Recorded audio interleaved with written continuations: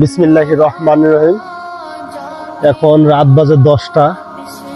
বিশেষ করে বাংলাদেশের সব জায়গায় বলা চলে একটা গ্রীষ্মকালের আবহাওয়া, যেটা গরম, একবার প্রচণ্ড গরম।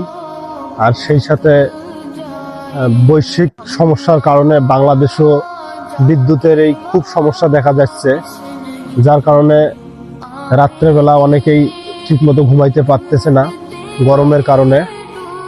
এই গরমটাকে ঠান্ডাভাবে আল্লাহর প্রকৃতির যে অনুভব, ঠান্ডা বাতাস, সেটা ভোগ করার জন্য ছাদে আসছি। একই সাথে পেছনে চাঁদটা দেখতেছেন, চাঁদটা হয়তো 2-3 দিন হলো ওঠার, সুন্দরভাবে দেখা যাচ্ছে, একটু একটু আবছা করে। মানে ভিডিওটা ধারণ না করে আর পারলাম না। এর জন্য সর্বপ্রথম শুকরিয়া আদায় করি আল্লাহর দরবারে, আলহামদুলিল্লাহ।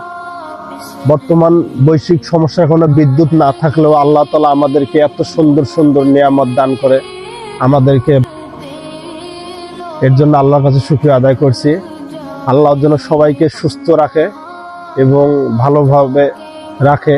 বিশেষ করে প্রচণ্ড গরমের সবাই আপনারা সতর্কভাবে চলবেন। বিশেষ করে যাদের ছোট বাচ্চা আছে বাসায়, তাদের জন্য খুবই এই চ্যালেঞ্জিং হয় বিদ্যুৎবিহীন জীবন নিয়ে, যেহেতু প্রচণ্ড গরম। যাই হোক, তারপরও সবাই মেনে নেওয়ার চেষ্টা করবেন। একই সাথে বাতাস, যেটা আল্লাহর দেওয়া প্রকৃতির বাতাস, এই বাতাসটা অনুভব করার চেষ্টা করবেন। সবাই ভালো থাকবেন। আল্লাহ হাফেজ।